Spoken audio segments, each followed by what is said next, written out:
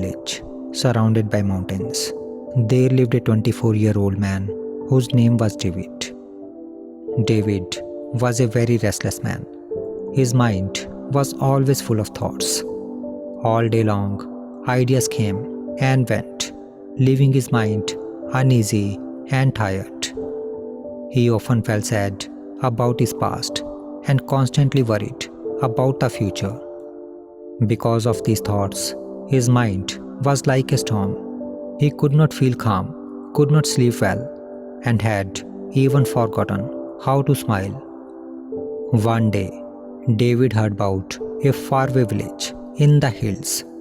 People said that a wise old man lived there. This man had once been a famous psychologist in the city. He had helped many people in his life and taught them how to find peace. But now, in his old age, he had left the busy city life and settled in a quiet village close to nature, where he sometimes gave advice to visitors. David became curious and hopeful. He decided to meet this old man. Maybe he can help me find peace, he thought. After many days of long and tiring journey, David finally reached the hill village. When he arrived, he saw a small house covered with greenery. In the front yard, an old man was quietly reading a book. His face looked calm and peaceful. David walked up to him and said softly, "Sir, my mind is very restless. I cannot stop thinking. I want peace in my heart. Can you help me?" The old man looked at him and gave a gentle smile. He said, "If you truly wish to find peace, I will give you a simple task." He lit a candle and placed it in David's hand. "Take this candle," he said, "and walk around the entire village at the foot of this hill. But remember, no matter what happens, the flame must not go out." David accepted the challenge. He held the candle carefully and began walking. He moved through the forested and hilly area. A gentle breeze was blowing, and the flame flickered as if it was about to go out. At times, strong gusts of wind made it very difficult to keep the flame alive. David shielded the candle with his other hand, bending low and walking slowly. His entire focus was on protecting the fragile light. He did not look at the glowing sunset through the trees. He did not notice the rustling leaves or the songs of the birds flying home. He did not pay attention to the people or activities in the village around him. His mind was fixed only on the flame. At last, after a long walk, David returned to the old man. His face was tired, but his eyes shone with relief. "Venerable sir," he said, "I did it. The candle is still burning." The old man smiled and asked, "Good, but tell me, did you see the colors of the sunset? Did you hear the music of the forest? Did you notice the birds returning to their nest? Did you notice the people in the village?" David shook his head and said, "No, sir. I saw and heard nothing. I was only protecting the flame." The old man nodded gently. "This is the secret, my friend," he said. "When your mind is fully focused on the present, there is no space for worry, no burden of the past, and no fear of the future. Just as you guarded the candle's flame, you must guard the focus of your mind.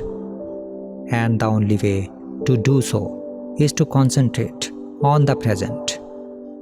Don't dwell on the past or worry about the future. Leave everything to the universe. That is how the mind becomes calm. The peace you are looking for is not outside.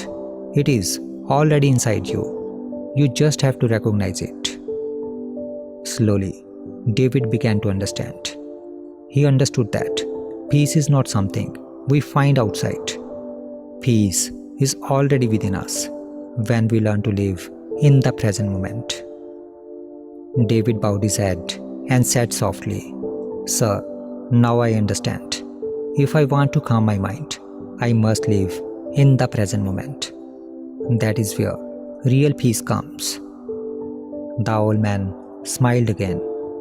With these words, David started walking back to his village.